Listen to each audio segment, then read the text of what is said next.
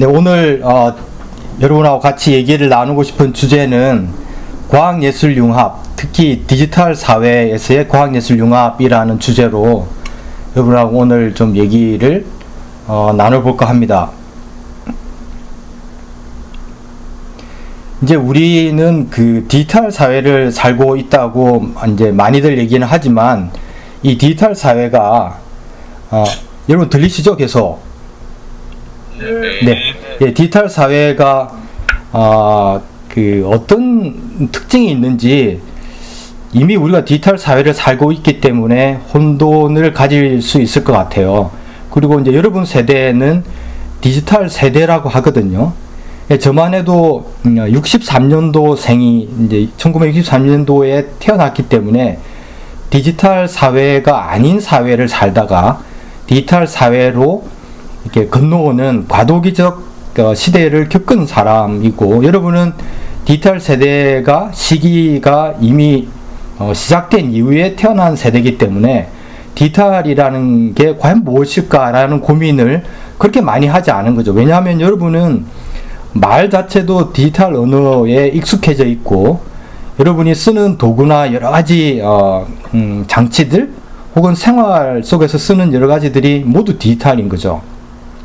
그래서 되게 그 하나의 세대를 구분하기는 좀 힘들지만 1989년도 이후에 태어난 세대를 디지털 세대라고 그래요. 왜냐하면 1989년도에 WWW 월드와이드 넷이라는 게 시작이 되었어요. 그때 또 GIS, 그러니까 내가 어디에 있는지 지능 정보라는 게 그때 시작이 되었고, 1989년도에 여러분 잘 모르실 수도 있지만 베를린 장벽이 붕괴되고, 이제 옛날에 지금의 러시아인데 옛날에 소련이 붕괴된 것도 그때예요. 그래서 1989년도에 왜 그렇게 많은 일들이 일어났는지 이유를 꼭 따질 것은 아니지만 사실 굉장히 독특한 해죠. 그 해에 디지털이 시작되었고, 이데올로기란 우리가 지금까지 여전히 굉장히 중요하게 생각하는 좌우의 대결, 그 다음에 사회주의, 자본주의, 이제 이런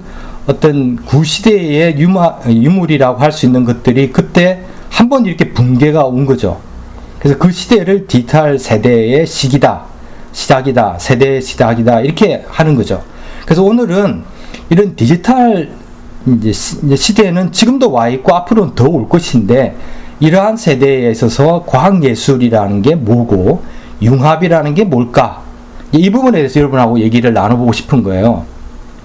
과학이라는 것은 과학자들의 여러 가지 지식들을 내가 열심히 공부해서 이 사회를 위해서 기여하면 되지 않느냐 라는 과학도 있지만, 이 세상에서 일어나는 여러 가지 일들, 또 지식이라는 것들, 내가 관찰하고 감각하는 것들, 이런 것들에 대해서 호기심을 가지는 것도 과학이에요. 그래서 오늘은 좀 이렇게 생각을 했으면 좋겠어요. 오늘 약 한 80분 정도 시간이 주어졌는데, 그 시간 동안에 내가 이때까지 생각했던, 여러분이 이때까지 생각했던 과학과 다른 과학도 좀 있구나. 특히 교과서에 나오고 있는 여러 가지 과학자들의 지식을 내가 어떻게 생각하고 또 앞으로 내가 어떻게 하는 것이 과학을 하는 것일까 라는 데에서 좀 초점을 맞추고 진행을 했으면 합니다. 처음 슬라이드를 한번 보시죠. 예, 질문을 제가 이렇게 여러분한테 위에다가 써놨는데, 어떤 사람이 과학자일까? 어떤 것이 과학적 행동일까? 이렇게 만약에 질문을 한다면 여러분 어떻게 생각하시는지 궁금해요. 만약에 길가를 가다가 이쁜 꽃이 있어요. 볼을 만났다든지 이러면 여러분 그 볼을 한번 관찰한다든지, 이 꽃에는 어떤 향기가 날까? 이 꽃은 어떤 꽃일까? 또 인터넷에 검색도 하고, 이 꽃을 꺾어서 혹시 여러분의 친구한테 선물할 수도 있는 거고요. 또 이제 과학실이 있는 학생들은 이 과학실 가져와서 현미경으로 보면 그 표면 구조가 꽃잎의 구조가 어떻게 되어 있을까? 이런 것들이 궁금하죠. 이런 것들을 우리는 되게 과학적 행동이다, 과학적 관심이다, 그리고 인터넷에 검색해서 나오는 것들을 과학적 지식이다, 이렇게 생각할 수는 있는 거죠. 하지만 이것만이 과학일까라는 거죠. 다음 슬라이드를 보면 우리는 되게 여기서 과학자 하면 떠오르는 이제 상이 여기 나와 있는 가운데 있는 이런 사람을 과학자 이렇게 생각할 수도 있잖아요. 그러면은 내가 음악을 하고 우리 사회에 어떤 음악가로서 역할을 하는 것은 과학적 행동이 아닌가? 혹은 내가 듣고 있는 핸드폰을 통해서 듣고 있는 음악과 핸드폰을 통해서 듣고 있는 게임 혹은 컴퓨터로 하고 있는 게임에는 과학적 행동과 과학적 지식과 과학적 호기심이 어디에 어떻게 포함되었을 수 있느냐라는 거죠. 왜냐하면 이제 이렇게 한번 생각을 해보세요. 여러분이 이제 주로 지금 1학년인지 2학년인지 3학년인지 제가 정보는 없지만 대학 입시를 하고 면접관이 이제 이렇게 묻는 거죠.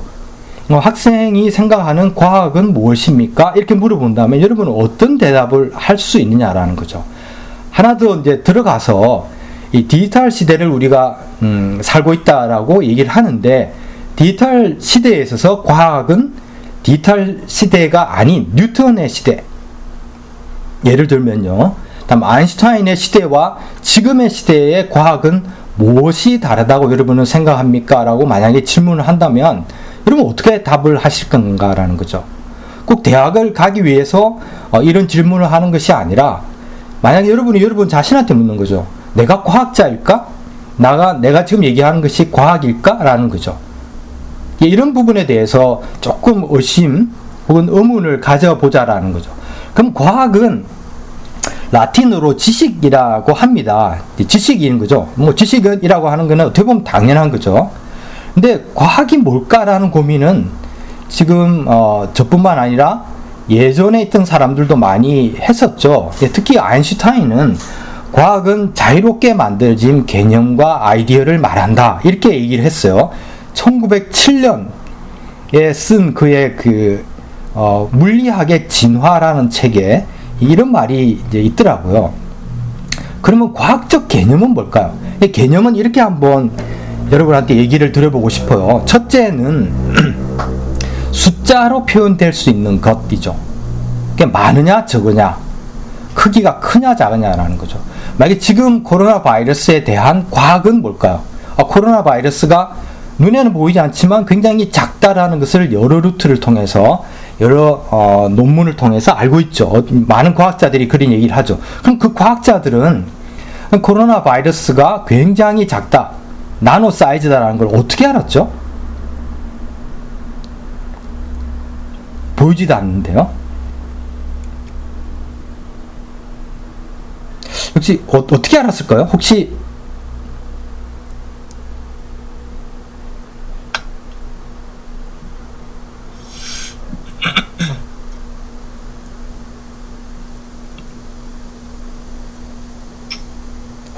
누군가 한번 얘기를 해볼 수 있는 분 있어요?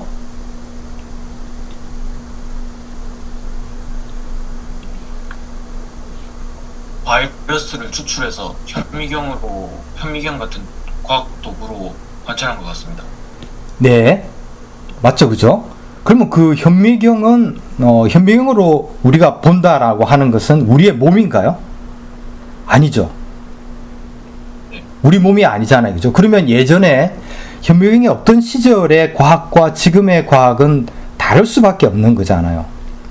이제 이렇게 생각할 수 있는 거죠. 그러면 예전에도 과학은 있었고 지금도 과학은 있는데 지금의 과학은 어떤 과학적 도구, 과학적 어떤 기구, 첨단 과학 이제 기술, 기기로 표현될 수 있는 현미경이라든지 지금 뭐 PCR이라는 말을 많이 들었죠, 그죠? 유전자를 바이러스부터 유전자를 뽑아서 그것을 증폭한다는 거죠. 하나를 2개를 만들고 2개를 4개를 만들고 4개를 8개로 만들고 이렇게 쭉 해가지고 많이 만들면 얘네들이 눈에 띄기 시작하죠. 우리가 느낄 수 있는 무언가로 바뀌어 간다는 거죠. 그런 이제 PCR이라고 하는 증폭을 시켜서 이제 이 존재를 아는 거죠. 그러면 내가 확진이구나, 내 몸에 있구나라는 걸 아는 거죠. 이런 것도 과학이죠. 그런데 오늘 얘기하는 것은 계속해서 제가 이제 여기 있는 학생분들한테 강조 드리고 싶은 건 뭐냐면 디지털 시대에는 어떤 과학이 있느냐라는 거죠. 그러니까 만약에 이러한 그 코로나 바이러스가 허준이 있는 조선시대에 발생을 했을 때의 과학자의 역할과 지금 이 시대 디지털 기술이 있고 디지털 첨단 기기가 있을 때 코로나 바이러스가 생기고 미세먼지가 있고 다음에 기후변화나 기후위기가 왔을 때 과학자의 역할은 과연 무엇일까? 과학적 사고는 무엇일까? 예, 이런 얘기를 오늘 좀 여러분한테 드리고 싶은 겁니다. 그러면 이런 개념의 첫 번째를 큰가 작은가, 많은가 적은가? 그럼 한 마리일까, 여러 마리일까? 다른 예를 하나 들어보죠. 우리가 DNA라는 게 있죠. 유전자라는 게 우리 몸에도 있고, 나의 머리카락에도 있고, 몸에도 있고, 내 그 피부에도 있고요. 내 장기에도 동일한 DNA가 있을 겁니다. 그럼 DNA는 수억 개의 염기가 있다라고 알려져 있죠. 염기 서열이 있죠. AGTC, TGAC 이렇게 쭉 이제 있는 거죠. 그런데 어떤 특정한 부분에 1234번부터 1345번까지가 만약에 스트레스 물질을 만들어내는 어떤 유전자다. 이렇게 한번 생각을 해보죠. 그럼 눈으로 확인할 수가 없죠. 하지만 우리는 그것을 믿죠. 왜냐하면 과학적 기기로 그 부분을 알고 있는 거죠. 그러면 이제 과학자들은 스트레스를, 이제 우리가 스트레스를 받았다. 그러면 나의 유전자에 1234번부터 1345번까지에 있는 그 유전자로부터 그 스트레스를 풀 수 있는 어떤 물질, 프로틴, 단백질 물질이 나온다라는 걸 알고 있어요. 그럼 존재죠, 존재. 그 과학은 첫 번째는 아까 말씀드린 것 같이 크냐 작으냐, 많으냐 적으냐의 문제를 다루지만 두 번째는 이런 존재를 다루기도 합니다. 아, 이런 게 있구나라는 거죠. 다음에 세 번째는 관계를 다룹니다. 과학은 관계를 다룹니다. 내가 있으니까 네가 있다. 내가 어떤 일을 하니까 이런 현상이 일어났다. 내 몸에 바이러스가 있으니까 내가 어떤 증상이 일어났다라는 거죠. 이유와 결과가 있는 거죠. 뉴턴의 법칙에 나오죠. 뉴턴의 법칙에도 원인이 있으면 결과가 있다라는 법칙이 있죠. 그죠? 다음에 내가 너를 이렇게 밀치면 상대방은 뒤로 물러나게 돼 있죠. 그리고 이 나라와 저 나라의 관계, 나와 내 마음의 관계, 나와 너의 관계, 바이러스와 박테리아의 관계. 바이러스는 박테리아를 어떻게 보면 좀 두려워할 수도 있죠. 또 우리가 싸우는 것도 있지만 우리 몸에서 바이러스에 저항하는 것은 박테리아라는 논문도 여러 개 있습니다. 그러니까 이런 모든 것들이 디지털 시대의 과학의 개념으로는 어떻게 바뀔까라는 거죠. 마지막으로는 상황입니다. 어떤 사람은 어떤 동일한 그 유전자 물질이 있음에도 불구하고 유전자 동일한 바이러스가 있음에도 불구하고 어떤 사람은 병에 걸리고 어떤 사람은 스트레스를 잘 컨트롤하고 어떤 사람은 잘 못한단 말이죠. 이게 이제 상황의 문제라는 거죠. 한번 다시 정리를 드려보면 이거를 뭐 외우려고 하지 마시고 그냥 느끼면 언젠가 여러분 마음속에서 머릿속에서 이렇게 쭉 올라올 수 있도록 한번 이해만 해 주셨으면 합니다. 과학의 개념은 크냐 작으냐 많으냐 적으냐의 문제를 다루는 것. 두 번째는 뭐였죠? 존재감이 있느냐. 이것이 과연 어떤 개성이 있느냐, 캐릭터가 있느냐라는 거죠. 이런 것들을 하는 걸 다 개념, 과학, 순수과학, 수학, 과학, 사회과학, 인문과학 이렇게 얘기를 하지 않습니까? 이런 부분들을 아인슈타인은 다 통틀어서 과학이라는 거죠. 세 번째는 뭐였죠? 관계를 다루는 학문이죠. 마지막으로는 상황입니다. 내가 어떤 상황에 있어서 바이러스는 여름에는 대개는 나타나지 않는 것으로 알려져 있는데 지금은 나타난다 이렇게 되는 거죠. 그래서 이런 문제들을 가지고 오늘 전체적으로 얘기를 나눠보도록 하겠습니다. 다음 슬라이드를 보시죠. 그럼 여기에 보면 융합이라는 게 나옵니다. 오늘 주제가 뭐였죠? 디지털 사회에 있어서 디지털 사회를 우리가 살고 있는데 디지털 사회에 있어서 과학의 역할, 과학적 사고, 과학적 기여, 과학자 역할을 예술과 한번 합쳐보자라는 주제를 가지고 여러분하고 얘기를 나누고 있거든요. 이런 것을 융합이라고 합니다. 제가 이제 관심 있어 하고 제가 연구하는 분야가 과학예술 융합 분야거든요. 이 관련된 프로젝트를 이제 과학기술부의 지원을 받아서 사이언스 월든이라는 이름으로 하고 있어요. 그래서 그 얘기들을 오늘 여러분하고 주로 나누고 있는데요. 그러면 융합이 뭐냐라는 거죠. 여러분 대학에 가서 융합 전공을 하실 분도 있을 수 있어요. 과학 간의 융합, 과학과 공학의 융합, 과학과 사회과학의 융합, 과학과 인문학의 융합, 이런 얘기들을 많이 듣고 있죠. 그럼 융합은 뭐냐라는 거죠. 그러니까 모여서 열심히 같이 일을 하면 융합인가? 협력인가? 라는 거죠. 여기 나와 있듯이 그 펌프가 하나 나와 있는데 열심히 그냥 펌프질 한다고 물이 나오느냐 하면 되게 이렇지 않습니다. 그래서 오늘 주제는 어떻게 하면 우리가 잘 융합할 수 있을까? 같이 잘 협력할 수 있을까? 라는 문제를 다루고 보고 싶어 하는 거죠. 근데 이게 이제 그 선생님이 이런 프로젝트를 지금 한 7년째 하고 있는데요. 이게 잘 안 됩니다. 왜 그럴까요? 사람마다 자기가 하는 것에 대한 애착이 있어요.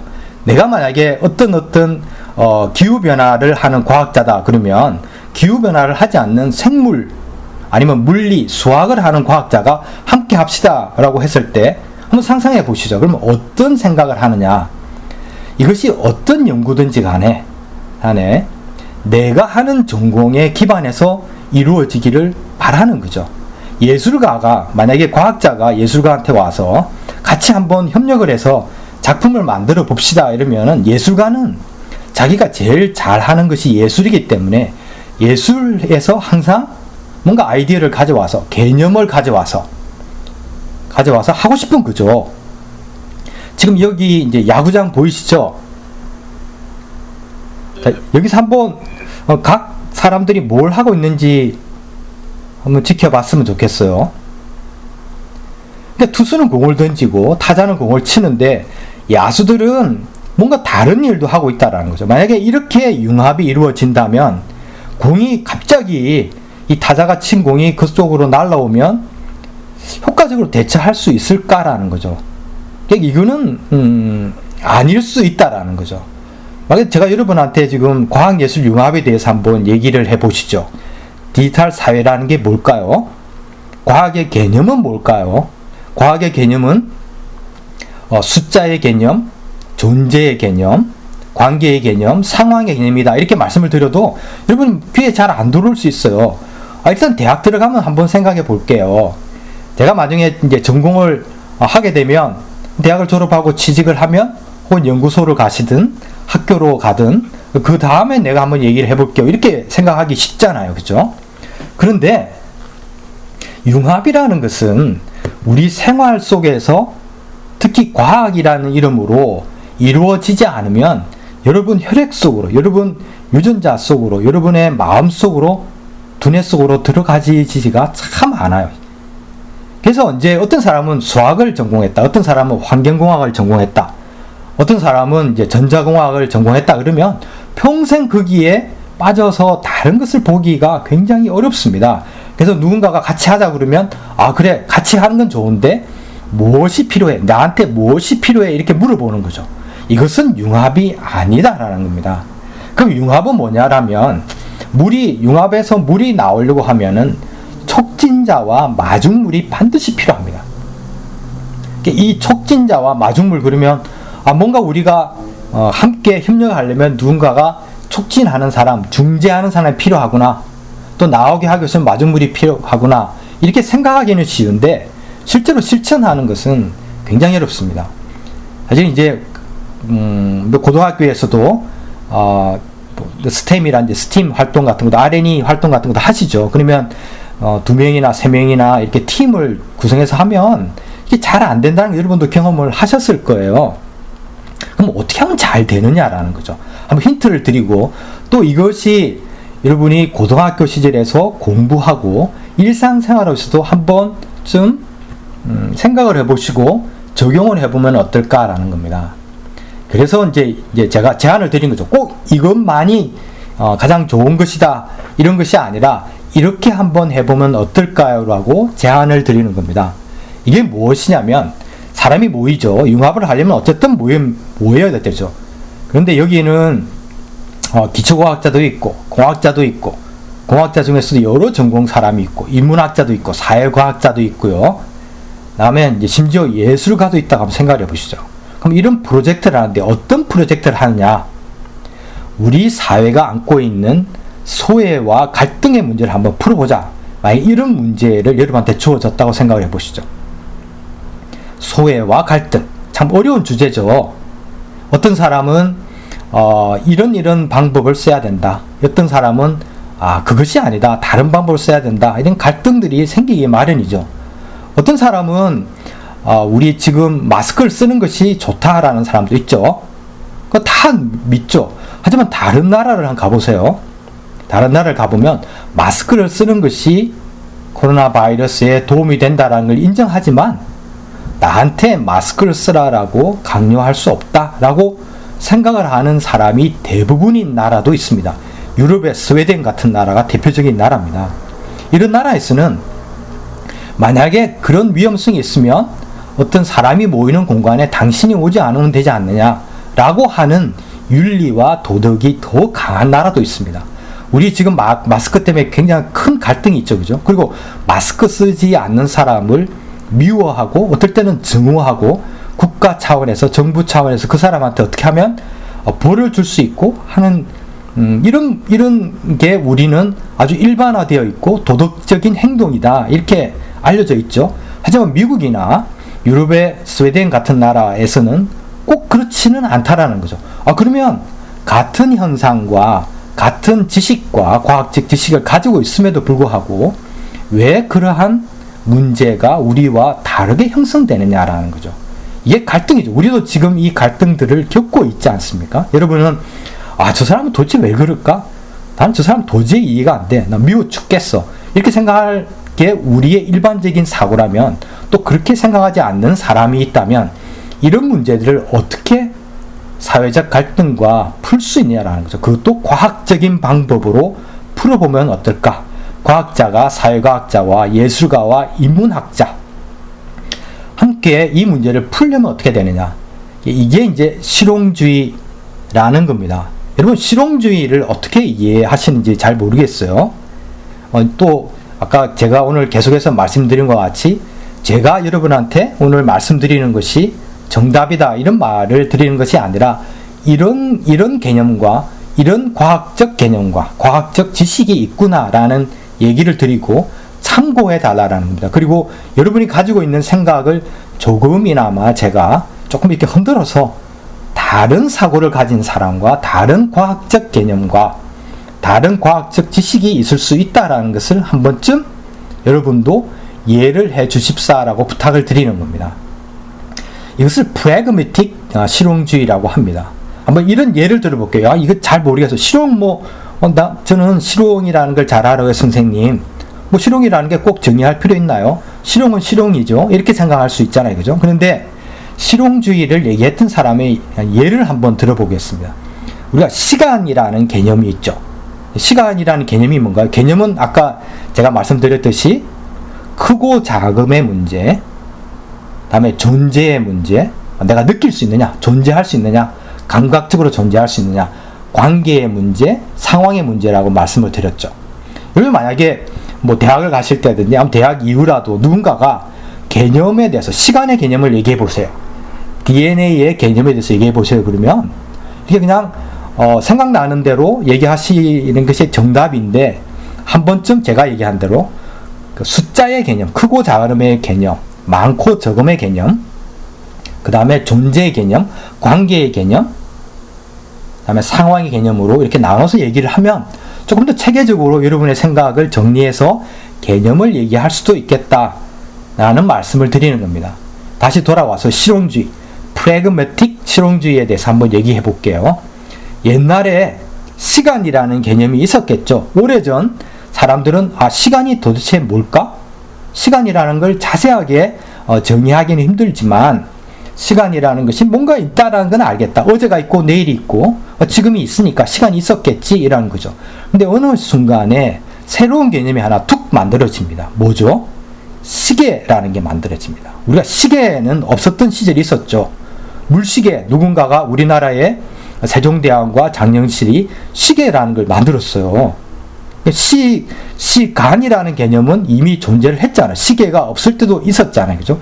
근데 시계라는 것이 만들어진 이후의 시간은 다르다라는 겁니다. 다른 예를 들어볼까요? 유전이라는 개념은 있죠. 아버지와 내가 닮았네?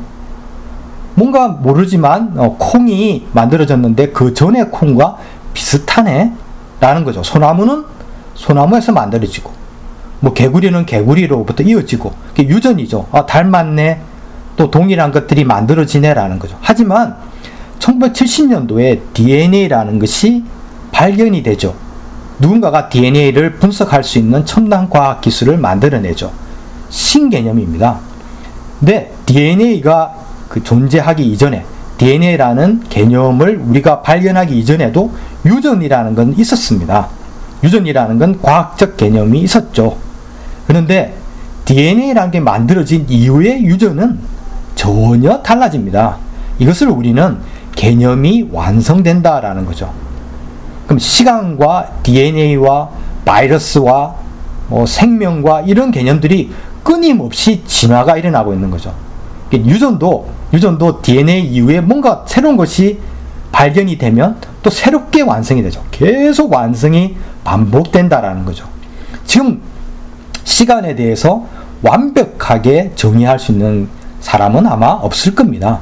과학자라 하더라도, 물리학자라고 하더라도 나노 세컨드라든지 피코 세컨드로 측정할 수 있는 사람은 있어도 시간을 완벽하게 정의하고 과학적으로 증명할 수 있는 사람은 없죠. 시간은 끊임없이 진화하면서 새로운 개념이 만들어질 때마다 이렇게 진화되면서 완성이 되는 거죠.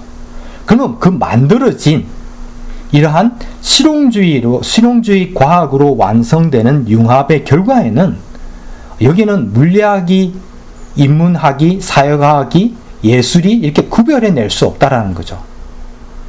이 개념이 좀 이해가 되시나요? 누군가가 시계를 만들었다고 한번 생각을 해보세요. 그 시대에. 다음에 활자를 하는 구텐베르크가 인쇄술을 할 수 있는 어떤 인쇄술, 활자 이런 것들을 만들어냈어요. 근데 거기에 물리학이 있고 수학이 있고 예술이 있고 공학이 있는지 구별해낼 수가 참 힘들다라는 거죠. 그럼 디지털 사회에 있어서도 누군가가 새로운 개념을 거기다 접목했죠. 아이폰이 만들어지고요, 갤럭시가 만들어지고, 태블릿이 만들어지고, 지금 우리는 사람들하고 소통을 하는 것이 핸드폰이 없으면 소통하기가 굉장히 어렵죠. 디지털 사회라는 게 따로 있고요. 여러분이 굉장히 좋아하시는 게임도 있죠. 게임 속에서 여기는 물리학이야, 여기는 수학이야, 여기까지는 디자인일 거야, 여기까지는 뭐다, 이렇게 구별해낼 수도 있지만 사실 그것을 구별하면서 할 수 있는 것은 아니죠. 그래서 게임을 통해서 내가 바라보는 세상에 대한 개념이 계속 바뀌고 있는 거죠. 핸드폰을 통해서 소통함으로써 내가 생각하는 어떤 소통의 개념이 완성이 됐는데, 그 완성된 소통 속에서 과학적으로 일일이 그 개념이 완성될 때 기여한 것들을 분리해내기는 거의 불가능한 시대를 살고 있다, 이렇게 생각하는 거죠. 그럼 지금 이제 조금 요까지 정리를 다시 드리면 우리가 뭘 하고 있느냐, 여러분하고 디지털 사회를 살고 있는 우리가 사회 문제인 소외와 갈등과 차별의 문제를 과학적인 방법으로, 특히 실용주의 융합의 방법으로 풀고자 할 때 어떤 것이 가능할까 라는 얘기들을 좀 나눠보고 있습니다. 자, 그러면 제가 이제 선생님이 이제 하나의 얘기를 들어보는데, 여기서 여러분이 과학은 어디고 디지털 시대의 과학이 어딘가를 한번 골라내 보세요. 이 지금 카툰 보이시죠? 네. 짧게 제가 한번 얘기를 드려볼게요. 여기서 만약에 이제 그렇게 한번 생각해 보실 수 있죠. 이런 게 일상 속에서 우리가 많이 접할 수 있는 문제이기도 해요. 하지만 이 속에서 과학이 뭘까라는 것을 한번 생각해 봄으로써 여러분이 과학을 하실 때, 혹은 과학자와 융합을 할 때, 협력을 할 때 내가 어떤 기여를 할 수 있고, 우리 사회의 갈등의 문제, 소외의 문제를 어떻게 다룰 수 있을지를 한번 생각해 보기 위한 것입니다. 어떤 부모님이 감자 농사를 했어요. 감자를 수확했어요. 다음에 이제 부모님은 고민을 갑자기 하게 되는 거죠. 이걸 그냥 얼마 받지는 못하겠지만 시장에 내다 팔까? 아니면 내가 지인들한테, 친척들한테 보낼까? 자식한테 보낼까? 이렇게 고민을 합니다. 그러다가 딸에게 보내는 거죠. 그럼 이제 그 감자를 받은 딸은 이제 전화를 하죠. 부모님한테 핸드폰으로요. 하죠. 혹은 문자를 할 수도 있겠죠. 혹은 만약에 이제 이 부모님도 SNS를 하신다면 SNS로 카톡을 통해서 할 수도 있겠죠. 근데 어쨌든 연락을 해서 아빠 혹시 내가 감자를 먹고 싶은지 어떻게 알았어? 하면 굉장히 이제 아빠한테 혹은 엄마한테 얘기를 해줍니다. 그러면 이 감자를 고생해서 농사를 짓고 수확을 한 부모님은 굉장히 기쁘겠죠. 근데 딸은 이제 부산에 살아요. 근데 이 부모님도 옛날에 부산에 사시다가 지금은 지리산으로 이사를 가셨어요. 근데 이제 딸이 부모님 생각을 해서 기장에 가가지고 이제 멸치철이 한참일 때, 봄이죠. 기장에 가서 멸치를 사서 어머니 아버님 멸치 젓갈을 담으세요라고 이제 멸치를 보내드린 거예요. 그럼 이제 이 멸치 젓갈을 받은 부모님은 우리가 부산에 살 때 이 멸치 기장에서 많이 샀었다. 또 우리가 또 이것을 부산에 살 때 좋아했던 거 어떻게 알았니? 이제 멸치를 가지고 이제 가을에는 김치 다 먹게 또 이렇게 얘기하죠. 그리고 이게 굉장히 많이 보냈는데 마을 분들하고 같이 한번 나눠 먹을게 이렇게 얘기를 합니다. 근데 이제 그러고 나니까 갑자기 이제 딸이 지금 뭐 하고 있지? 이제 궁금해지는 거죠. 그래서 딸한테 물어봅니다. 요즘엔 너 뭐 하니? 그러는데 딸은 예술가예요. 근데 최근에 예술가인데 AR, 증강현실을 이용한 예술 작품을 만들었어요, 마침. 그래서 이제 부모님한테 얘기하죠. 아빠는 잘 모르시겠지만 AR 기술이라는 게 있어. 나는 예술가인데 부모님한테 이제 어머님, 아버님, 내가 요즘에 증강현실을 가지고 뭔가 전시회를 하나 했는데 이제 코로나 바이러스가 와가지고 이제 전시를 보러 오는 사람이 없더라도 핸드폰으로 볼 수 있는 게 있어. 이제 이러는 거죠. 그랬더니 이제 부모님은 이렇게 생각하는 거죠. 이제 이 코로나 바이러스가 와서 예술 전시도 못하고 막 이러니까 참 걱정이 되는 거죠. 내 딸이 예술가로서 잘 활동은 할까? 또 소득은 있을까? 또 예술가로서 뭔가 타격은 없을까? 그 걱정하는 거죠. 이런 부모님, 다 이제 부모님의 가장 큰 직업, 부모님이 가장 좋아하는 일은 뭐냐면 자식을 걱정하는 겁니다. 여러분 부모님이 잔소리가 많고 잔소리 듣기 싫으시죠, 그죠? 저도 그랬고 여러분도 아마 부모님 막 얘기하면 잔소리 좀 그만하라고 이렇게 얘기할 수 있어요. 하지만 부모님은 잔소리하는 게 직업입니다. 저도 이제 제가 딸이 하나 있고 아들이 있는데 또 이제 제 그 집사람도 있어요. 그런데 우리의 직업은 가장 큰 직업은 제가 하는 일도 있지만 가장 큰 직업은 걱정하는 겁니다. 자식 걱정하는 것보다 더 재밌는 일이 없어요, 사실은요. 그걸 가장 잘합니다. 부모는 자식을 걱정하는 것을 가장 잘합니다. 그리고 부모님이 이제 뭔가를 잔소리를 하고 걱정을 하시면 그분들이 가장 잘하고 가장 하고 싶어 하는 일을 하고 계시는구나. 여러분은 그렇게 좀 이해를 해 주셨으면 좋겠어요. 그러면 관계가 훨씬 좋아집니다. 다시 돌아가 보죠. 부모님은 딸인 예술가 딸이 과연 예술가로서 어떤 일을 잘 할 수 있을까? 이렇게 생각하는 거예요. 그래서 이제 그 멸치를 좀 이제 동네 분들하고 멸치를 나눠 먹는데 그 동네에는, 시골에 사시는 부모님 동네에는 젊은 분들도 살아요. 그래서 딸이 만들었다는 AR을 좀 깔아달라고 부탁을 하는 거죠. 이걸 어떻게 깔 수 있어요? 내 딸이 이번에 전시를 했고 예술로서 증강현실을 만들었다는데 이걸 좀 보고 싶어요. 이러면서 이제 물어보는 거죠. 동네에 있는 젊은 분들한테 물어보죠. 그랬더니 동네에 있는 젊은 분들이 이 부모님 핸드폰에 이걸 깔아드리는 거죠. 깔아드릴 뿐만 아니라 어떻게 사용하는지를 알려드리는 거죠. 여러분 보이시죠? 이제 이런 증강현실들은 여러분도 너무나 익숙하게 잘 하실 거고 실제 이게 어큐트 아트라는 곳에서 실제로 된 겁니다. 이 어큐트 아트는 BTS하고도 작업을 한 런던에서의 예술가 그룹입니다. 한번 여러분도 인터넷에 들어가시면 어큐트 아트 앱을 보시면 이런 어플을 깔아서 증강현실을 하실 수가 있어요. 이제 다시 돌아와서요. 그래서 이제 이 부모님은 그동안에 딸이 어떻게 했는지 잘 알지 못했던 예술 작업들을 이번 기회에 알게 되는 거죠. 그러면 이 모든 일들을 제가 한번 여러분한테 말씀을 드렸죠. 어디에 과학이 있었죠? 감자로부터 시작되어서 앱으로, 그죠? 이제 AR 증강현실이 되고, 그다음에 중간에 택배가 보내졌고, 택배가 다시 왔고요. 멸치와 보내졌고, 동네 사람들하고 소통이 늘었고, 부모와 자식 간에 뭔가 다른 연결이 되었고요. 이제 스마트폰만 가지고 계셨지 사용하지 못했던 스마트폰을 동네의 젊은 분들하고 소통을 통해서 이제 까시게 되고, 설치를 되고, 설치된 앱을 통해서 예술가 따님의 작품을 감상하게 되죠. 여기에 어디까지가 과학이고 어디까지가 디지털 과학인가요? 한번 잠시 여러분 생각을 해보시죠. 이것은 우리 주위에서 일어나고 있는 일입니다.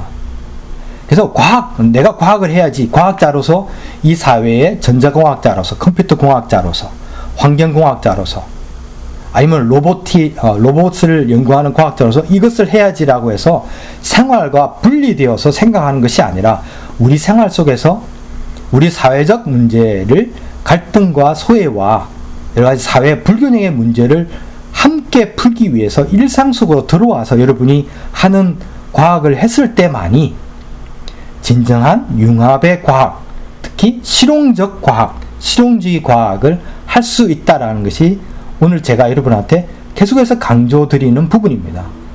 사실 이게 쉽지 않고, 또 이제 이 강의가 끝나면 원래대로 돌아가면 교과서를 외워야 되고, 수능을 준비해야 되고, 시험을 준비해야 되고, 이러다 보면 잊어버릴 수가 있어요. 하지만 이 시간만큼은 한 번쯤 과학이 뭘까? 융합과학이 뭘까? 과학이 인문학, 예술, 우리 일상 속에서 어떤 의미가 있을까? 어떤 개념으로, 그죠? 4가지 개념을 말씀드렸죠. 4가지 개념으로 나한테 들어올 수 있을까라는 것을 한 번쯤 생각을 하고 여러분 마음속에 넣어두고 머릿속에 넣어둔다면 언젠가는 여러분한테 이렇게 영향을 미칠 수 있다라는 거죠. 그러면 이제 이 그래프를 한번 보시죠. 감자가 킬로그램당 얼마 하는지 잘 모르시죠? 감자가 굉장히 쌉니다. 감자가 킬로그램당 1,000원에서 약 한 4,500원 정도를 해요. 이것을 우리는 경제적 가치 이렇게 얘기를 합니다. 돈을 주고 살 수 있죠.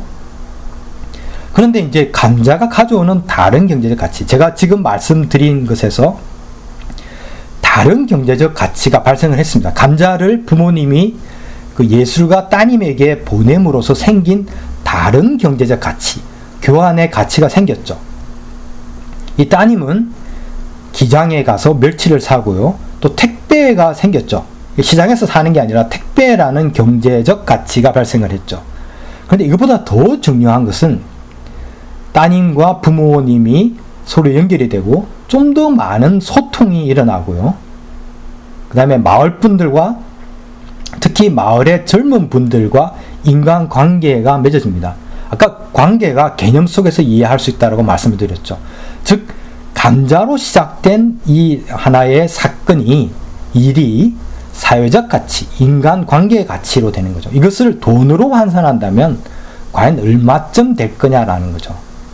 이것은 우리를 다른 가치로 이렇게 인도를 하는 거죠. 다른 가치를 생각하게끔 해준다라는 거죠. 이것이 우리가 생각하는 개념적 가치라는 거죠. 개념적 과학이고요. 이게 프래그마틱이라는 실용주의 사고, 실용주의 과학이라는 겁니다. 디지털 사회는 예전의 사회에 비해서 이러한 실용주의 가치를 높일 수 있는 큰 장점이 있습니다. 사실 우리가 느끼지 못하지만 우리가 이미, 여러분도 저도 우리 사회의 모든 구성원들은 이러한 가치들을 끊임없이 만들어내고 있는 거죠.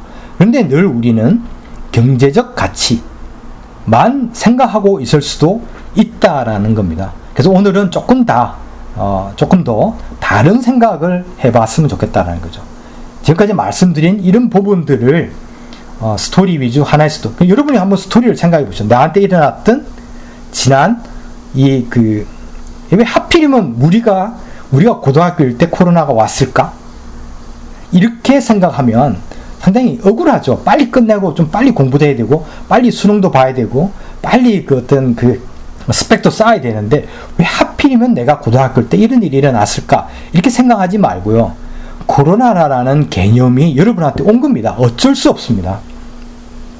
이렇게 왔는데 이 개념을 여러분이 원래 가지고 있던 과학의 개념, 예술의 개념, 디지털의 개념과 합쳐서 새로운 개념을 한번 만들어 보시라는 겁니다.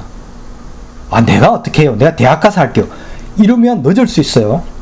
이 생각들을 뭐 계속해서 하시라는 얘기는 아니고요. 한번 여러분이 그런 생각을 통해서 개념과 과학과 가치라는 것들이 새롭게 완성이 될 수도 있겠다라는 거죠. 그런데 이제 선생님, 이미 디지털이라는 것들은 이미 사회에 있어요. SNS도 있고 공유 경제라는 것도 많이 들어봤고요. 에어비앤비, 뭐 예를 들면 배달의 민족, 그죠? 뭐 이런 것도 있고요. 공유 플랫폼이라는 것도 많은데 내가 뭘 더 할 수 있겠어요? 이런 것들을 잘 쓰면 또 게임, 그죠? 게임도 많이 있고 하니까 그냥 나는 게임을 개발하는 사람이 될래요. 그냥 이제 이렇게 생각할 수 있죠.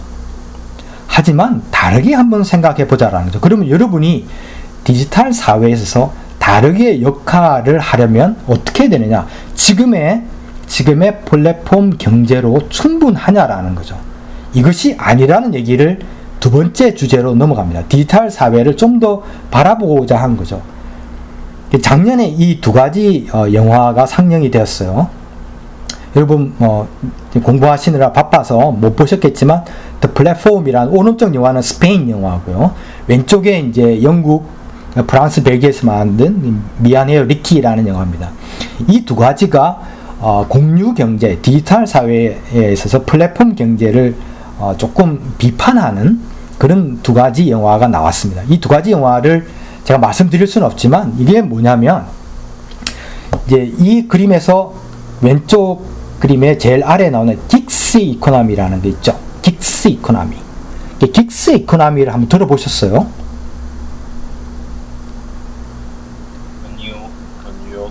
못 들어보셨어요. 그러면 오늘 한번 이 부분들을 하고 이 강의가 끝난 다음에 인터넷에 한번 찾아보세요. 긱스 경제. 지금의 공유 경제. 우리가 생각하는 공유 경제. 나는 앞으로 게임의 공유를 만들래. 이런 여러 가지 생각들을 하실 수 있잖아요. 근데 오늘 이 긱스 경제가 뭘까? 라는 것에 대해서 한 번쯤 생각해 봤으면 좋겠습니다. 지금의 공유 플랫폼 비즈니스는 어떻게 되느냐라는 것이죠. 그럼 이거는 뭐냐면, 지금 제가 얘기하고 있는 선생님이 사는 시대는 1989년 이전의 시대죠. 이때 가장 중요한 가치가 뭐였냐면 노동의 가치입니다. 여러분 여전히 노동의 가치는 우리 자본주의든 사회주의든 노동의 가치는 굉장히 중요합니다. 이것을 부정하는 사람은 없고 저도 부정하지는 않죠. 하지만 디지털 사회에 있어서 노동의 가치가 중요하지 않다는 것이 아니라 다른 가치가 하나 떠오릅니다. 디지털 사회에 있어서 가장 중요한 가치는 뭐죠? 이 슬라이드에서는 제가 여러분한테 좀 질문들을 해가면서 해보고 싶어요. 여러분도 자기 자신한테 한번 질문을 해봤으면 좋겠어요. 지금 사회에 있어서 가장 가치로운 게 뭐냐라는 거죠. 특히 가치의 기준이 뭐, 제가 이제 이 저울을 걸어놨잖아요. 가치의 기준이 뭐죠? 지금 사회에서 가치의 기준이 뭔가요? 만약에 여러분이 인터넷 쇼핑몰에서 여러분이 사고 싶은 이어폰, 에어팟, 혹은 이번에 갤럭시에서 나온 이어폰이 뭐 30만 원이다. 그러면 너무 비싸요 라고 생각하는 순간 여러분 머릿속에는 어떤 가치의 기준이 있습니다. 그쵸? 가치의 기준이 있어요. 내가 옷을 하나 샀는데 옷이 15,000원이다. 싸네? 이렇게 생각하죠. 뭐 어떤 사람은 너무 비싸 이렇게 생각하죠. 그러면 내가 알게 모르게 가치의 기준이 있다라는 겁니다. 우리 사회는 가치의 기준이 있죠. 한국의 가치의 기준, 일본의 가치의 기준, 그다음에 북한 사람들의 가치의 기준 다 다릅니다. 가치의 기준이 뭔가요? 알게 모르게 노동이라는 겁니다. 노동의 가치. 내가 1시간 동안 열심히 일을 했을 때 버는 돈이 얼만데 그것에 비하면 핸드폰의 가격이 비싸다, 싸다 이렇게 하는 거죠. 수박 한 덩이의 가격이 싸다, 비싸다 이렇게 우리가 생각하게 되는 거죠. 이 가치의 기준이 디지털 사회에서는 흔들리고 있다는 거죠. 뭐로요? 우리가 끊임없이 생산해내는 핸드폰이나 스마트폰이나 게임이라든지 쇼핑이라든지 여러 가지 SNS를 통해서 만들어내고 있는 데이터라는 기준이 생기고 있는 겁니다. 향후에 이제 디지털 사회에 있어서 자동화 시대가 오면 노동의 가치보다 더 중요하게 되는, 노동의 가치가 중요하지 않다라는 것이 아니라요, 노동의 가치보다 더 중요하게 생각하는 게 데이터의 가치라는 거죠. 오른쪽 중간에 보시면 이런 말을 하나 제가 적어놨죠. Data is the new oil. 데이터는 복수형인데 is를 썼습니다. 한번 생각해 보시죠. 왜 그렇게 제가 선생님이 했는지. 데이터가 새로운 기름이다. 데이터가 새로운 동력이고 에너지다라는 거죠. 미래 사회는 이 데이터를 만들어내는 사람들한테는 모두 그 가치를 돌려줘야 된다는 거죠. 지금의 플랫폼 경제, 플랫폼 비즈니스, 공유 경제에는 가치의 기준이 어디에 있나요? 여전히 노동에 있다라는 겁니다. 이것이 잘못됐다라는 것이 아니라 그렇기 때문에 플랫폼 경제를 기반으로 하는 기업들이 큰 돈을 벌고 있죠. 배달의 민족이라는 걸 대표적으로 들 수가 있고요. 에어비앤비라든지 이런 어떤 대기업들이 새롭게 형성이 되고 있죠. 또 게임 회사들, 이런 게임 회사들이 가지고 있는 가치의 기준은 여전히 노동에 있습니다. 사실은요. 하지만 미래 사회, 지금도 뭐 오고 있지만 이미 와 있고요. 앞으로 시대에는 이 데이터를 잘 다루는 기업들이 더 큰 기업이 되고요. 이 데이터를 아마존, 뭐 애플도 마찬가지죠. 이것을 생산해내는 사람은 누구죠? 노동자가 아니라 생각자죠. 끊임없이 핸드폰을 가지고 선택하는 사람. 이 사람들이 소중한 가치들을 만들어내고 있다는 거예요. 이 사회는, 이런 사회는 지금 우리가 살고 있는 사회하고는 조금 달라진다는 거죠. 그래서 모든 게 뭐 100% 그렇진 않겠지만 많은 부분 로봇이라든지 인공지능으로 바뀐 미래의 디지털 자동화 시대에 있어서는 노동하지 않아도 내가 돈을 받는다라는 거죠. 선생님 이런 생각을 해봤어요. 여러분 유튜브가 최근에 굉장한, 구글이죠. 구글이 만든 작품이죠. 하나의 예술 작품이고 구글 이전과 구글 이후가 있는 거죠. 구글이라는 개념을 그 유튜브라는 개념을 만들어서 그 이전의 디지털과 그 이후의 디지털이 바뀐 것은 프래그매틱 실용주의의 완성이 되는 거죠. 그럼 유튜브 이유는 또 뭘까요? 이유는 어떻게 될까라는 거죠. 여러분이 유튜브에서 돈을 버는 사람은 누구죠? 유튜브에서 돈을 버는 사람은 유튜브의 컨텐츠를 제공하는 사람과 거기에 광고를 올리는 사람입니다. 그런데 유튜브가 존재를 하는 가장 큰 동력은 유튜브를 보는 사람이잖아요. 근데 이 유튜브를 보는 사람한테는 왜 돈을 안 주죠? 이런 어떤 근본적인 질문들을 선생님은 하고 있는데 여러분은 어떤지 모르겠어. 그 사람들은 그냥 유튜브에서 재밌는 걸 보고 유튜브에서 제공되는 것을 사용했는데 왜 그 사람한테 돈을 줘? 라는 사고를 여러분이 만약에 하고 있다면 이것은 지금 슬라이드의 왼쪽에 있는 개념으로 생각을 여러분은 하시는 겁니다. 근데 만약에 디지털 사회 자동화 시대의 새로운 가치 기준에 의해서 생각한다면, 오른쪽으로 생각을 한다면 유튜브에서 내가 클릭해주고 좋아요를 누르고 하는 것은 어떻게 되죠? 새로운 가치를 만들어내는 거죠. 그 사람들한테도 돈을 줘야 되는 거죠. 근데 만약에 여러분 중에 한 사람이 구글이 만든 유튜브의 다음 세대의 새로운 개념을 만들어서 디지털에서 보기만 해도 돈이 들어온다면 어떻게 될까요? 그 컨텐츠를 올리는 사람도 돈을 벌고요. 광고를 올리는 기업도 돈을 벌고, 심지어 이것을 좋아요를 누르고 보는 사람도 적게나마 일부 가치를 제공한 것이 되니까 이 사람한테 돈을 준다라는 되면, 저는 그런 새로운 유튜브 개념이 만들어진다면 지금의 유튜브를 이길 수도 있겠다. 이런 것이 한국에서는 처음으로 나올 수도 있겠다. 이런 생각을 한번 해봅니다. 여러분 뭐 제 생각에 동의를 하실지 않으실지는 모르겠지만 그만큼 시대는 특히 디지털 시대는 개념 자체, 가치의 기준 자체가 흔들리고 바뀌고 있다라는 거죠. 그래서 우리는 핸드폰 없이 소통을 못하니까 어떻게 보면 사이보그 인생을 살고 있는 거죠. 지금은 호모사피엔스의 시대이기는 하지만 여전히 어떤 디지털의 도구 없이는 소통할 수 없고 디지털의 도움 없이는 정보를 받아들일 수 없는 어떻게 보면 사이보그 인생을 살고 있고 사이보그 인류가 생겨가고 있다. 이렇게 생각도 할 수 있다라는 거죠. 왜냐하면 여러분이 그런 거죠. 1989년도를 말씀드렸듯이 이 이후에 태어난 세대는 생각도 어떻게 보면 디지털에 기반한 생각을 하고 디지털에 기반한 이해도 하고요. 감각도 뭐 제가 어린 시절의 감각하고 다른 감각을 하고 있는 거죠. 디지털적 감각을 하고 있는 거죠. 그러면 가치의 기준도 디지털화 되어야 된다라는 거죠. 그러면 여기서 우리는 끊임없이 소통이라는 말을 오늘 제가 말씀을 좀 많이 드렸는데 기호라는 것으로 마지막 주제를 삼고자 합니다. 이게 이제 세 번째 주제인 기호입니다. 기호라는 건 뭐냐라면 그냥 도구입니다. 특히 디지털 기호는 내가 무언가 의미를 담고 싶은 수단, 빈 그릇과 같은 거죠. 우리가 기역, 니은, 띠끝, 리엇 이렇게 하잖아요. 이것도 그냥 기호죠, 그죠? 내가 사용하는 기호죠. 그다음 A, B, C도 기호고요. 여러분이 두드리는 뭐 컴퓨터의 자판 이런 것도 다 기호죠.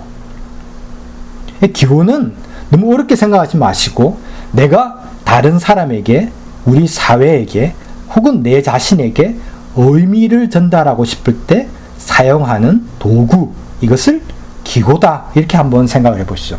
이 기호는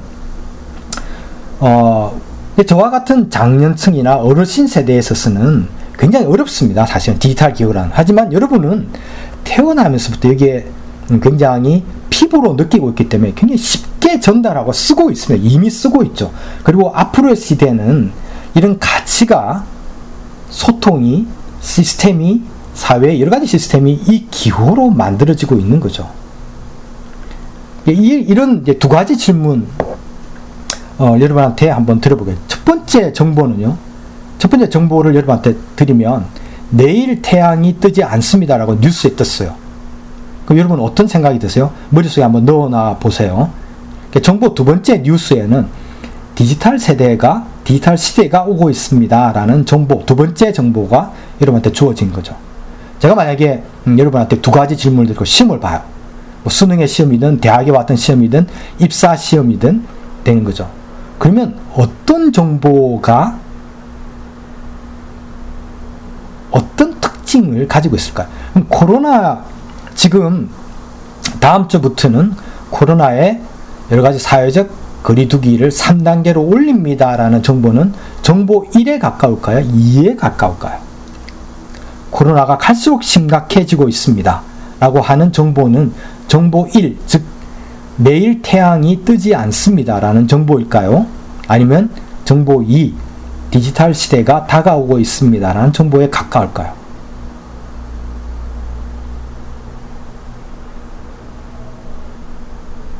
일본고 2번이고 1번, 그쵸? 왜 1번이죠? 1번. 왜 1번하고 가까울까요?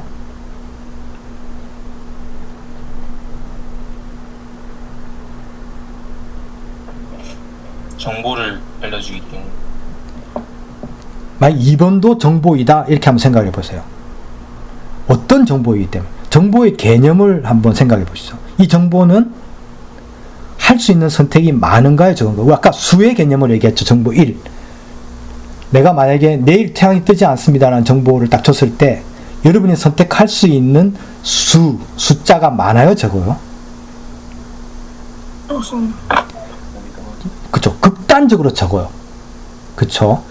만약에 정부가 나라에서 우리한테 다음 주부터 사회적 거리두기를 3단계로 높입니다 라고 했을 때 우리가 그것을 받아들이는 사람은 선택할 수 있는 개념이 확 줄어드는 거죠. 근데 디지털 시대가 오고 있습니다라는 정보를 받으면 내가 할 수 있는 일은 너무나 많아요. 혼돈이 올 수 있을 정도로 많은 거죠. 자, 정보는 항상 이렇게 두 가지로 나누어집니다. 이 문제들을 한번 생각해 보죠. 그죠? 그러면 내가 무엇을 할 수 있을까? 근데 질서를 형성한다는 건, 근데 지금은 우리가 뭘 하고 있죠? 다시 돌아가서요. 내일 태양이 뜨질 않습니다. 혹은 코로나 바이러스 위기가 3단계로 격상됩니다라는 정보를 다루는 것이 아니라 디지털 시대가 오고 있다라는 정보 2를 가지고 있는 거죠. 그럼 여기에는 너무나 우리가 선택할 것들이 많은 것이죠.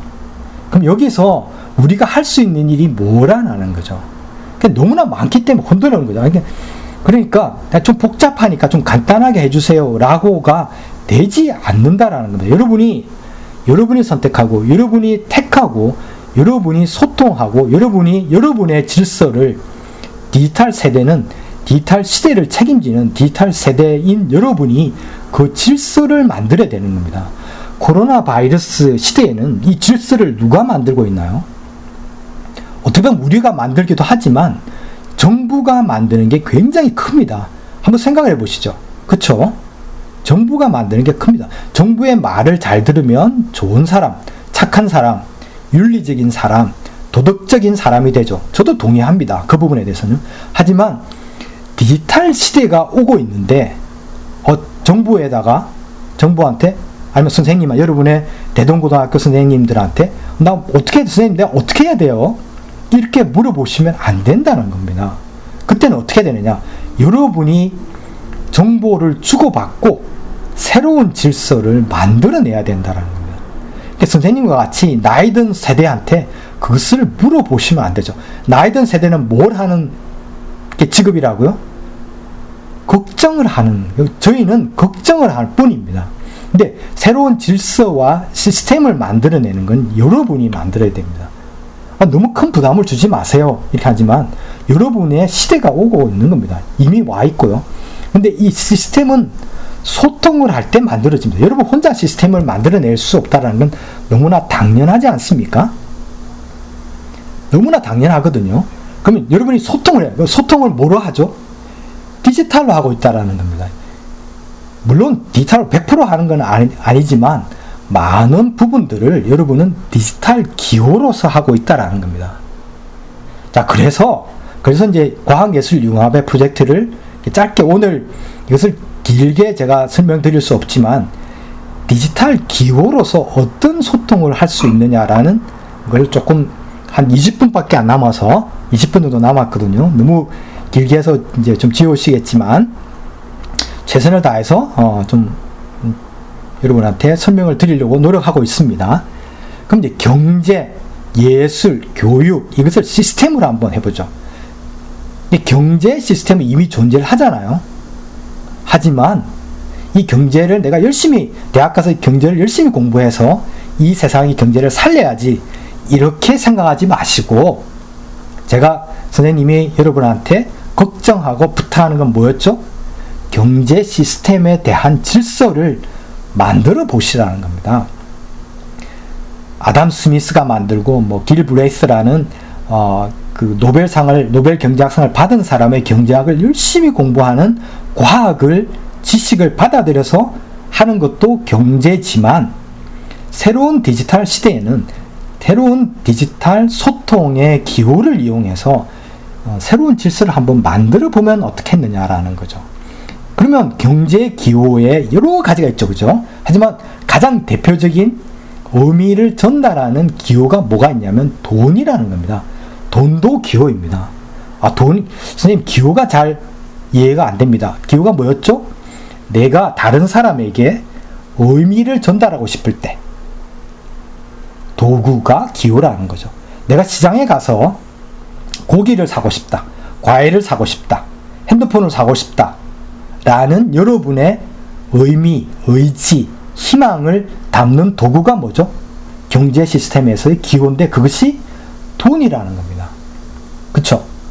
다음에 교육의 제일 오른쪽에 있는 교육 시스템이죠. 우리는 교육 시스템 속에서 교육을 받고 있죠. 교육의 기호는 뭐가 있을까요? 가장 대표적인 교육 기호는 뭐가 있을까요? 만약에 어떤 사람이 대학에서 여러분을 뽑고자 한다. 인재, 우수한 인재를 뽑고 싶다. 유니스트, 제가 있는 유니스트에서 여러분을 뽑고 싶다. 우수한 사람 뽑고 싶다. 그럴 때 그 의미, 여러분이 나한테, 학교한테 주는 의미를 전달하는 수단이 뭐죠? 이것을 우리는 교육 기호라고 하잖아요. 성적표, 대학 같으면 학적, 아니면 학위, 이런 것들이 기호라는 거죠. 그런데 제가 말씀드리는 것은 경제 기호에 있어서 돈과 교육 기호에 있어서 학위, 학점, 성적, 스펙, 그죠? 다음에 생활 기록부, 이런 것들은 기존의 기성세대가 만들어 놓은 기호라는 겁니다. 이 기호 때문에, 시스템 때문에 차별이 일어나고 있죠. 우리가 이 시스템이 모든 게 틀렸다라는 말씀을 제가 드리는 게 아니죠. 우리가 지금 오늘 이 얘기를 하는 이유는 뭐가 있냐면, 기존에 가지고 있는 시스템, 과학, 예술, 인문학, 사회, 윤리, 도덕, 이런 모든 사회의 질서가 이미 만들어져 있고, 이것을 소통하는 도구가 있는데, 이것을 우리는 기호라고 했죠. 그죠? 이 기호가 경제에 있어서는 돈이라는 기호가 너무 강하기 때문에 뭐가 일어나냐면, 부동산의 문제, 그 다음에 소득 간의 갈등의 문제, 재난지원금을 어떻게 해야 되느냐, 기본소득은 오르냐, 아니면 기본소득은 동의할 수 없어, 사회주의 복지를 왜 자본주의 국가에서 하느냐, 이런 갈등의 문제가 어디로부터 오느냐, 경제 시스템의 기호인 돈으로부터 오더라라는 거죠. 다음에 교육을 들어가 볼까요? 여러분이 대학을 졸업하고 소위 얘기하는 대학에는 좋은 대학과 나쁜 대학이 있는 건 아니죠. 그런데 사람들은 그렇게 차별하잖아요. 교육을 통해서 차별이 일어나죠. 대동고등학교는 좋은 고등학교다라는 지표가 어디 있나요? 아, 학생들 보니까 참 좋은 고등학교 같아 라고 생각해야 되는데, 사람들은 그 고등학교 좋아, 서울대학교 많이 보냈잖아, 이렇게 생각하잖아요. 이게 참 어떻게 보면 너무나 이상한 거예요. 합리적이지 못하고 이성적이지 못해요. 하지만 우리 사회에서 쓰는 그것이 통하더라라는 거죠. 이게 구시대의 질서죠. 이 구시대의 질서인 시스템은, 그러니까 차별은 시스템이 있기 때문에 만들어진 거죠. 시스템이 우리 사회를 덮고 운영을 시키기도 하지만 이 시스템 때문에 문제가 발생하죠. 시스템을 바꾸지 않으면 일반 전형을 특별 전형으로 조금 바꾸고, 일반 전형을 좀 늘리고, 그 다음에 이제 시험을 보는 것을 서류 전형으로만 바꾸고 이런다고 교육의 차별이 사라지나요? 기본적으로 교육에 우리가 가지고 있는 학위의 문제, 학벌의 문제, 성적표의 문제, 학점의 문제, 지방대학과 수도권 대학의 문제라는 이러한 기호가 바뀌지 않는데 교육의 차별과 경제적 차별이 해결된다, 이렇게 선생님은 생각하지 않아요. 그래서 여러분한테 참 미안하지만, 이런 질서를 만든 사람의 한 사람으로서 여러분한테 너무 죄송하고 미안하지만 어떤 부탁을 드리냐면, 디지털 세대는 디지털의 새로운 질서가 만들어지고 있는다는 거죠. 그런데 새로운 옛날의 질서에 디지털만 자꾸 입히려고만 노력하면 긱스 이코노미 같은 것들이 생기는 거죠. 그럼 어떻게 해야 되느냐? 기호, 의미를 전달하는 기호 차원부터 이것을 좀 흔들자라는 거죠. 그럼 어떻게 흔들어야 되느냐? 어떻게 흔들어야 되느냐? 경제에서는 어떻게 하냐? 경제학을 열심히 해서 부동산 정책을 만들고, 다음에 주식의 어떤 이 흐름을 이해하고, 무역의 원리, 무역의 지표, 이런 것들을 만든 것도 중요하지만 그보다 더 중요한 것은 새로운 돈의 존재, 새로운 돈의 관계, 새로운 돈의 개념을 만들어낼 수 있을까? 한번 고민하는 것이 경제 기호를 연구하는 새로운 경제 과학자라는 거죠. 경제 융합 연구자라는 거죠. 아, 내가 돈을 어떻게 만들어요? 이렇게 여러분 반문하실 수 있어요. 여러분 돈을 만들 수 없다고 생각하세요? 비트코인, 누군가 비트코인을 만들었죠. 비트코인은 우리 사회에서 쓰고 있죠. 많이는 안 쓰고 있고, 비트코인이 문제를 만들고 있죠, 또. 하지만 이 사회가 가진 문제 때문에 만들어진 새로운 돈이잖아요. 그 어떤 사람들은 새로운 화폐가 나올 것이다 라고 믿고 있는 사람도 있죠. 뭐 지역 화폐, 뭐 이런 것을 만들어내는 사람도 있죠. 혹은 돈 없는 사회를 만들 수 있을까? 돈 없는 경제가 가능할까라는 경제학자는 왜 나올 수 없나요? 여러분, 조금 다른 생각들을 가지는 것이 디지털 세대의 기호라는 개념이라는 것입니다. 교육도 여러분 그냥 대학은 반드시 필요한 존재 이렇게 생각할 게 아니라 대학이 가지고 있는 좋은 역할들을 좀 만드는 것도 충분히 좋지 하지만 좀 근본적인 문제, 교육의 기호의 문제, 대학이라는 것이 없이 우리 사회에 교육이라는 문제가 만들어질 수도 있을까?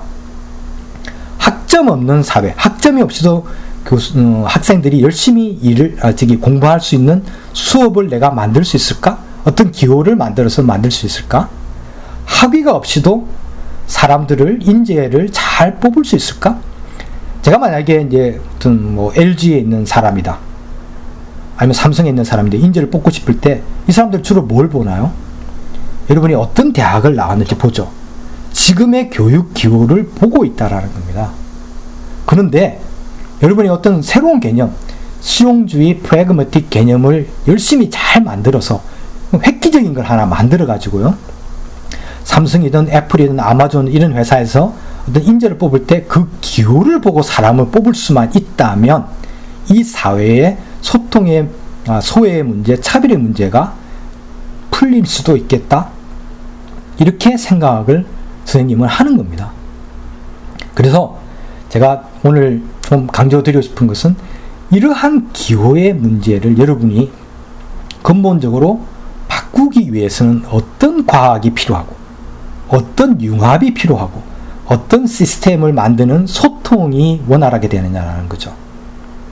이것은 여러분이 생활 속에서 근본적인 아이디어를 뽑아내지 않으면 다른 사람이 만든, 특히 지금의 교과서를 이루는 사람들, 지금 강의를 하고 있는 이런 사람들의 지식은 오랜 구식의 지식이라는 거죠. 새로운 시대에 어떻게 보면 맞지 않는 거죠. 그러니까 지금 내일은 태양이 뜨지 않는다라는 말로 여러분을 자꾸 이렇게 어떻게 보면 강요하고 때로는 협박도 하고, 너 공부하지 않으면 나중에 직장도 못 가죠, 이렇게 자꾸 얘기하는 이유가 뭐죠? 또 법도 만들고, 이거 아니면 감옥 가, 이거 아니면 너 대학 못 가, 이거 아니면 취직 못해, 이거 아니면 절대 어떤 소득도 없을 거야, 이렇게 어떻게 보면 구시대 질서를 가지고 사실은 급박하는 거죠. 이런 정보가 아니라 여러분이 여러 가지 선택을 할 수 있는 우리 사회에 다양한 질서가 생성되는 그러한 사회 속에서 여러분이 할 수 있는 일이 뭘까라는 것은 근본적인 변화, 즉 기호에 대해서 관심을 가지고 내가 나의 의미를 우리 사회를 위해서 어떻게 할 수 있는지를 한 번쯤 고민했으면 좋겠다, 이렇게 저는 생각을 합니다. 이제 시간이 너무 많이 없어서 제가 마무리를 해야 될 것 같고요. 그래서 왜 기호가 중요하냐? 여러분 이 일화를 아시죠? 스핑크스가 오이디푸스 왕을 만났을 때 아침에는 4발로 걷고 점심때는 2발, 오후에는 3발인 게 무엇입니까? 라고 했더니 오이디푸스 왕이 사람이다, 인간이다 이랬죠. 그때는 살았죠. 그런데 만약에 지금 이 디지털 시대에 오이디푸스 왕은 죽었을 겁니다. 왜냐하면 그 3번째 다리, 오후에 3이라는 숫자의 그 3번째 다리는 예전에는 지팡이였잖아요. 그죠? 지금은 뭐죠?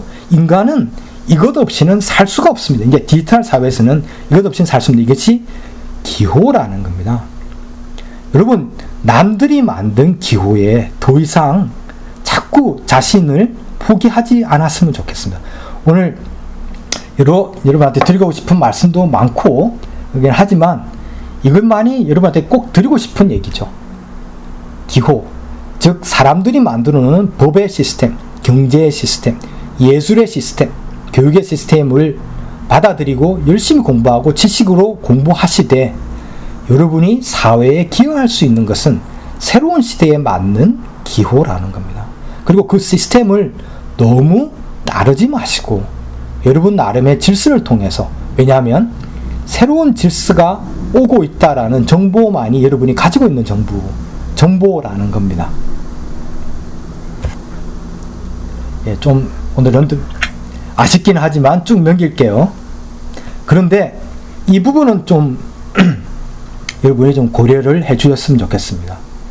디지털 예방 주사는 어린 애는 이렇게 웃으며 맞을 수 있어요. 그런데 나이가 드신 분들, 저를 포함해서 어르신 세대는 굉장히 주사를 맞기가 아픕니다. 특히 디지털 기술은 어려워요. 저도 뭔가 새로운 게 나오면 여러분 그냥 툭툭툭 몇 번 이렇게 검색하고는 들어가지만 굉장히 적응하기가 힘듭니다. 그래서 이것을 생활 속에서 배우세요. 아니면 이거는 그냥 엄마 아빠는 이거 잘 몰라.